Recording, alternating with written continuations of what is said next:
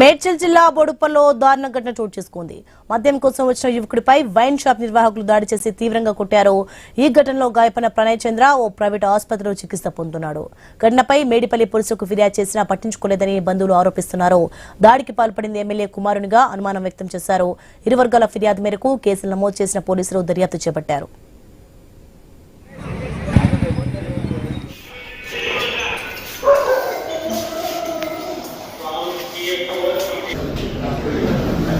కన్ను పై కాను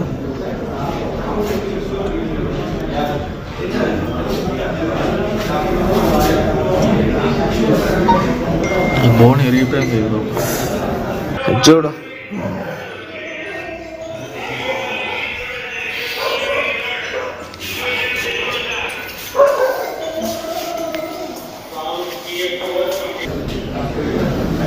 కన్ను పై కాను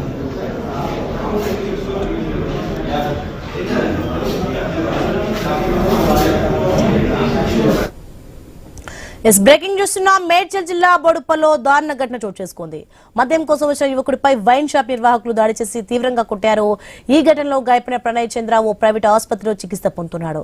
ఘటనపై మేడిపల్లి పోలీసులకు ఫిర్యాదు చేసినా పట్టించుకోలేదని బంధువులు ఆరోపిస్తున్నారు. దాడికి పాల్పడింది ఎమ్మెల్యే కుమారునిగా అనుమానం వ్యక్తం చేశారు. ఇరు వర్గాల ఫిర్యాదు మేరకు కేసులు నమోదు చేసిన పోలీసులు దర్యాప్తు చేపట్టారు. రైట్, ఇదే అంశానికి సంబంధించి మరింత సమాచారం మా ప్రతినిధి ప్రవీణ్ ఫోన్ లైన్లో అందిస్తారు. ప్రవీణ్, మొత్తానికి మనం చూస్తున్నాం మేడ్చల్ జిల్లా బోడుపల్లో అయితే దారుణ ఘటన చోటు చేసుకుంది. దీనికి సంబంధించి డీటెయిల్స్ ఏంటి?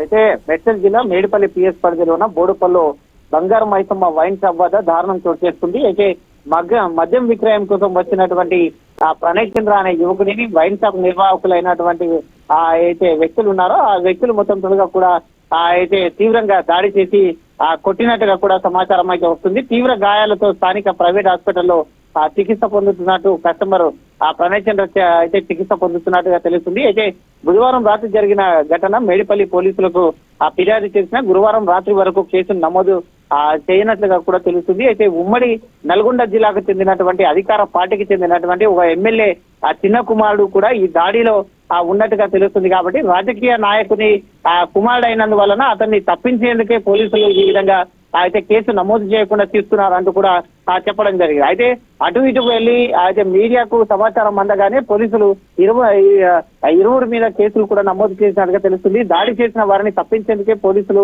అధికార పార్టీ నేతలతో మంతనాలు జరుపుతున్నట్టుగా కూడా అయితే సమాచారం ఆరోపణలు కూడా కుటుంబ సభ్యులు చేస్తున్నారు. కాబట్టి అది ఘటన జరిగిన తర్వాత ఇప్పుడు మీడియాకు ఈ విషయం లీక్ అయిన తర్వాత కూడా ఇద్దరు పైన కేసులు నమోదు చేశారని తెలుస్తుంది. అయితే నల్గొండ జిల్లాలో మొత్తం తొలగా కూడా ఉమ్మడి నల్గొండ జిల్లాకు చెందినటువంటి అధికార పార్టీ ఎమ్మెల్యే కొడుకు ఆగడాలు మితిపూర్వమవుతున్నాయంటూ కూడా తెలుస్తుంది.